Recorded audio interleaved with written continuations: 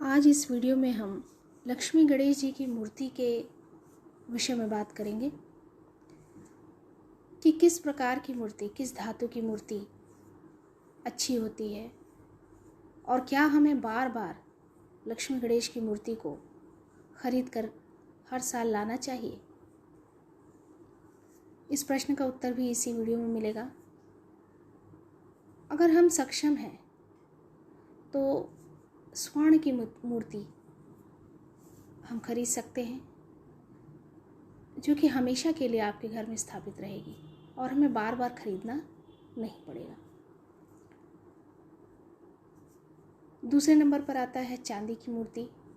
अगर स्वर्ण की मूर्ति को खरीदने में हम सक्षम नहीं हैं तो चांदी की मूर्ति भी सर्वश्रेष्ठ है। एक बार अच्छी चांदी की मूर्ति बनवा लें तो आपको बार बार मूर्ति बदलने की आवश्यकता नहीं है। तीसरा काष्ठ की मूर्ति, वो भी बहुत अच्छा है, बहुत फलदायी है। सबसे अंत में आता है मिट्टी की मूर्ति। मिट्टी की बहुत सुंदर सुंदर प्रतिमाएं आप बाज़ारों में देखते हैं और हर साल खरीद कर घर में ले आते हैं। इस मिट्टी की मूर्ति की प्रतिमा यदि घर में अन्य मूर्ति उपलब्ध नहीं है, अन्य धातुओं की मूर्ति उपलब्ध नहीं है तो आप खरीद सकते हैं, परंतु विसर्जन के लिए विशेष ध्यान देने की आवश्यकता है। आप साल भर उनकी पूजा करते हैं और उसके बाद बहुत बार ऐसा देखा जाता है कि दिवाली के बाद किसी पेड़ के नीचे उन्हें रख देते हैं, कहीं भी ऐसी असुरक्षित जगहों पर रख देते हैं जहाँ पर उन्हें नहीं रखना चाहिए। या तो सही से विसर्जन करें और सही ढंग से इस कार्य को करना, जल प्रवाहित करना बहुत ज़रूरी है। अन्यथा आपकी भक्ति है ही नहीं। जिसकी साल भर आपने पूजा की उसको इसी तरह से कहीं भी पेड़ के नीचे रख देंगे तो क्या फल मिलेगा आपको। तो आदर और सम्मान के साथ उनको जल प्रवाहित करिए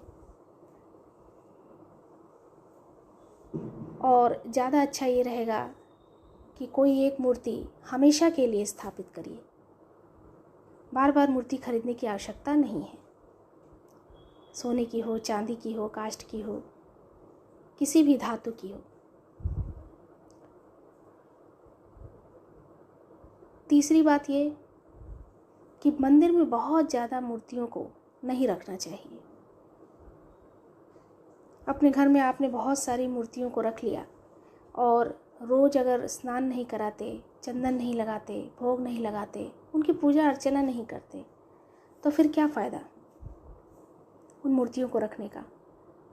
अतः मूर्ति बहुत ही सिलेक्टेड होनी चाहिए, जो आपके इष्ट देव हैं वो रहें और बहुत ज़्यादा मूर्तियों का समावेश नहीं रखना चाहिए। जिनकी पूजा आप रोज़ करें, रोज़ कर सकें, सिर्फ उतनी ही मूर्तियाँ मंदिर में रहनी चाहिए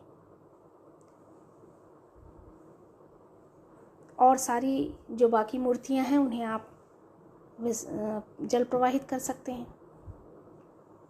सेवा जितनी कर सकते हैं उतनी ही मूर्तियों को रखिए घर में, ये अच्छा फल देंगे।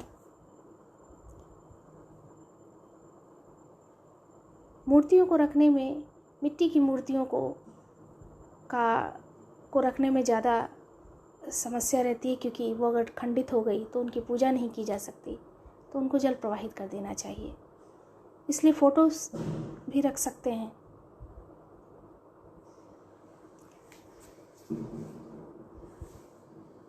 दीपावली के अवसर पर जब भी हम लक्ष्मी गणेश जी की पूजा करते हैं तो ये कोई अनिवार्यता की बात नहीं है कि आप बाज़ार से नई नई चीज़ों और सामग्रियों को ले आएं और ले आने के पश्चात रात में उनका प्रयोग करें, पूजन में प्रयोग करें। और दूसरे दिन जिस प्रकार से ऐसी चीज़ें जो डेकोरेशन के लिए होती हैं, सजावट के लिए होती हैं, उसी प्रकार से उन्हें घर से बाहर रख दें। इसलिए सोच समझ के करनी चाहिए पूजा। बहुत बार श्री यंत्र को पूजा की जाती है, उसके बाद फिर हटा दिया जाता है। तो कहीं अन्यत्र रखने की बजाय उसे अपनी तिजोरी में रखें, अलमारी में रखें, वहाँ वो सुरक्षित रहेगी। उसका अपमान नहीं होना चाहिए। किसी भी दृष्टि से किसी भी चीज़ का अपमान होने पर आपको उल्टा फल मिलेगा। आप विधिवत पूजा करेंगे तो भी आपको फल एकदम उल्टा मिलेगा और भगवान प्रसन्न नहीं होंगे। आपके जो भाव हैं वो भाव उसमें दिखने चाहिए, और भाव यही कहता है कि उसको हमेशा सुरक्षित स्थान पे ही रखा जाए। लक्ष्मी पूजन में श्री यंत्र हो, कौड़ी हो, इन सब चीज़ों का महत्व है। पूजा करिए और अच्छी जगहों पे रखिए। 31 तारीख को ही लक्ष्मी पूजन किया जाएगा। बहुत सारे लोगों के मन में ये प्रश्न है कि पूजन कब किया जाए, 1 को मनाई जाए दीपावली या 31 को। तो ये बिल्कुल निश्चित है, 31 के शाम 5 साढ़े 5 बजे से के बाद का जो मुहूर्त है वो बहुत अच्छा मुहूर्त है, और उसी दिन दिया जलाया जाएगा, उसी दिन माता लक्ष्मी की पूजा की जाएगी। 1 तारीख की रात में यह मुहूर्त नहीं है, तो मुहूर्त के हिसाब से 31 तारीख को ही दीपावली मनानी चाहिए। जय जय श्री सीताराम। जय जय श्री सीताराम।